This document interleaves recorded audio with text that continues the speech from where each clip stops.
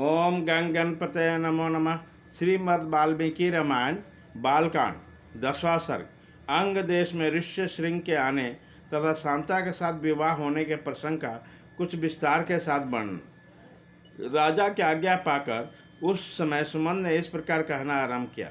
राजन, रोमपाद के मंत्रियों ने ऋष्य श्रृंग को जिस प्रकार और जिस उपाय से बुलाया था वह सब मैं बता रहे हूँ। आप मंत्रियों सहित मेरी बात सुनिए।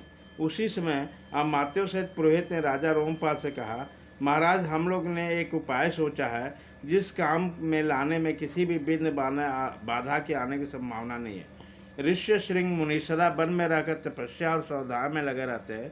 वह स्त्रियों को पहचानने तक नहीं है। उस विषय के सुख से सर्वथा अनभिज्ञ है। हम मनुष्यों को चित्त को मथ में डालने वाले मनोवांछित विषयों का प्रलोभन देकर उन्हें अपने नगर में ले आएंगे। अतः इसके लिए शीघ्र प्रयत्न किया जाए। यदि सुंदर आभूषणों से विभूषित मनोहर रूप वाली वेश्या वहाँ जाए तो वह भांति भांति को उपाय से उन्हें लुभाकर इस नगर में लाएगी। अतः इन्हें सत्कार पूर्वक भेजना चाहिए। यह सुनकर राजा ने पुरोहित को उत्तर दिया, बहुत अच्छा, आप लोग ऐसा ही करें। आज्ञा पाकर पुरोहित और मंत्रियों ने उस समय वैसे ही व्यवस्था की। तब नगर की मुख्य मुख्य वेश्याएं राजा का आदेश सुनकर उस महान वन में गई और मुनि के आश्रम पर से थोड़ी दूरी पर ठहर कर उनके दर्शन का उद्योग करने लगे। मुनि कुमार ऋष्य श्रृंग बड़े धीर स्वभाव के थे, सदा आश्रम में ही रहा करते थे। उन्हें सर्वदा अपने पिता के पास रहने से अधिक सुख मिलता था, अतः वह कभी आश्रम के बाहर नहीं निकलते थे। उन तपस्वी ऋषि कुमार ने जन्म से लेकर उस समय तक पहले कभी न कोई स्त्री देखी थी, न पिता के सिवा दूसरे किसी पुरुष का ही दर्शन किया। नगर या राष्ट्र के गांव में उत्पन्न वे दूसरे प्राणियों को भी नहीं देख पाए। तदंतर एक दिन विभांडक कुमार ऋष्य श्रृंग अकस्मात घूमते फिरते उस स्थान पर चले गए जहाँ वैश्या ठहरी हुई थी। वहाँ उन्होंने उन सुंदरी वनिताओं को देखा। उन प्रमिदाओं का वेश बड़ा ही सुंदर अद्भुत था और वो मीठे स्वर में गा रही थी। ऋषि कुमार को आया देखकर सभी उनके पास चली आए और इस प्रकार पूछने लगे, ब्राह्मण, आप कौन हैं, क्या करते हैं तथा इस निर्जन वन में आश्रम से इतनी दूर अकेले क्यों विचर रहे हैं, यह हमें बताइए। हम लोग इस बात को जानना चाहते हैं। ऋष्य श्रृंग ने वन में कभी स्त्रियों का रूप नहीं देखा, अतः वह स्त्रियों को तो अत्यंत कमनीय रूप में सुशोभित थी।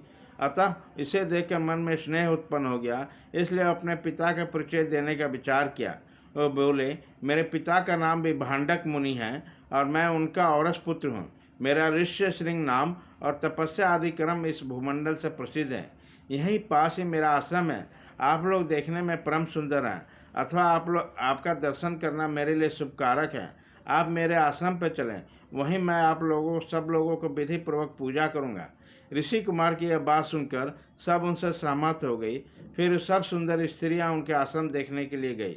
वहां जाने पर ऋषि कुमार ने कहा, यह अर्घ्य है, यह पाद्य है, यह भोजन के लिए फल मूल प्रस्तुत है। ऐसा कहते उन सबको विधिवत पूजन किया। ऋषि की पूजा स्वीकार करने पे वह वहाँ से चले जाने को उत्सुक हुई। उन्हें विभांडक मुनि का भय लग रहा था, इसलिए उन्होंने शीघ्र ही वहाँ से चली जाने का विचार किया। वह बोली, ब्राह्मण, हमारे पास भी ये उत्तम फूल है, विप्रवर इन्हें ग्रहण कर लीजिए, आपका कल्याण हो। इन फलों को शीघ्र ही खा लीजिए, विलम्ब न कीजिए। ऐसा कहकर हर्ष में भरकर ऋषि का आलिंगन किया और उन्हें खाने योग्य भांति भांति के उत्तम पदार्थ और बहुत सी मिठाइयाँ दी। उसका रसवादन करते समय उस तेजस्वी ऋषि ने समझा यह फल है, क्योंकि उस दिन के पहले उन्होंने कभी वैसे पदार्थ नहीं खाए थे। भला सदा वन में रहने वाले वैसे वस्तुओं का स्वाद लेने का अवसर ही कहा। तत्पश्चात उनके पिता विभांडक मुनि के डर से डरी हुई स्त्रियां व्रत और अनुष्ठान की बात बताकर उन ब्राह्मण कुमार से पूछकर उसी बहाने वहां से चली गई।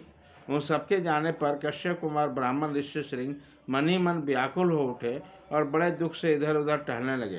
तदंतर दूसरे दिन फिर मन में उन्हीं का बारंबार चिंतन करते हुए शक्तिशाली ब्रह्मांडक कुमार श्रीमान ऋष्य श्रृंग उसी स्थान पर गए जहाँ पहले दिन उन्होंने वस्त्र और आभूषणों से सजी हुई उन मनोहर रूप वाली वैश्यों को देखा।